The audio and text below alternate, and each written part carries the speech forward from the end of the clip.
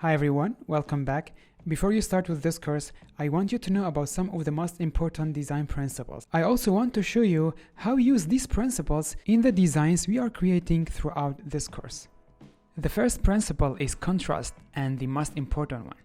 Contrast is basically a visual difference. Contrast in design can refer to the contrast in the form, color, value, size, or texture.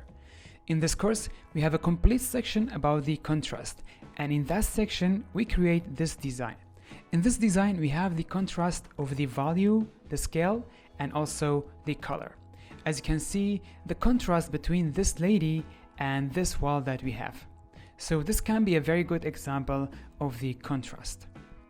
The second one is variety. This is when you have multiple contrasting elements, so the human eyes have more to look at with variation in the color, size, form, texture, and value.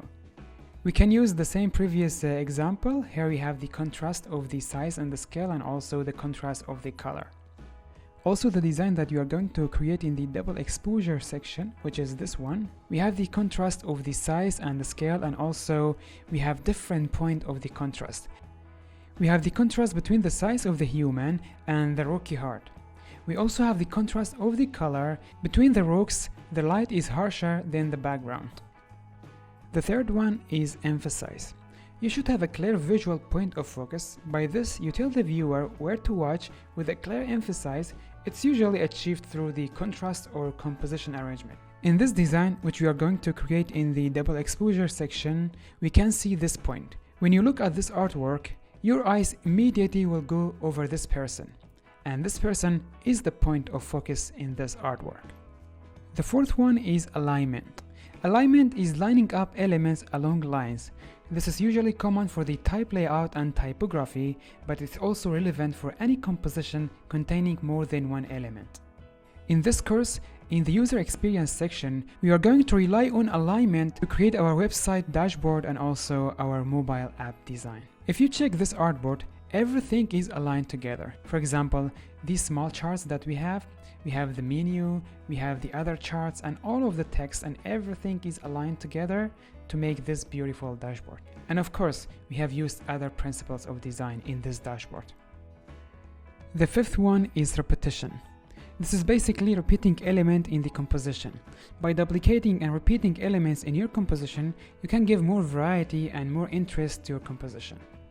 In this poster that we are going to create in the shape layer section, we have used the repetition principle. The photo and the shape behind it, they have the similar shapes, and also we are using some of the lines and also the red color as a repeating principle in this design. The next principle we have is proportion, establishing the size of elements in relationship to other elements. The designer establishes the size, scale, or an element by showing it in relationship to the other elements in the composition. You can make something huge or tiny. In the artwork that you are going to create in the photo montage section, we have clearly applied this principle. As you can see, the size of this flamingo comparing to the buildings and the street. We all know that realistically flamingos are much tinier and much smaller than this, but we have used this principle to make a special artwork, and it looks amazing. The seventh principle is balance. This is a concept that is related to an overall look of your composition. Balance can be achieved through the symmetrical or asymmetrical layout of your elements. In this 3D scene that you are going to create in the 3D section, we have the balance of the elements. We have distributed the letters and the books in the sides so we can make some balance on the scene. The principle number 8 is rhythm, means a flowing image or design. The human eye can see the movement in an image or design even if it's still when it has a rhythm. In this artwork that we are going to create, when we talk about the selection tools, we have the rhythm. If you look at the street and the fish, you will see a movement in this photo. Why? Because this artwork has a rhythm. The principle number 9 is unity. Unity means all elements and colors are in arrangement. This can be achieved through the elements having similar character, color, style, and many more. In this app UI that we are going to create in the user experience section, we have a clear application of the unity. We have the similar colors, similar styles, and also similar elements.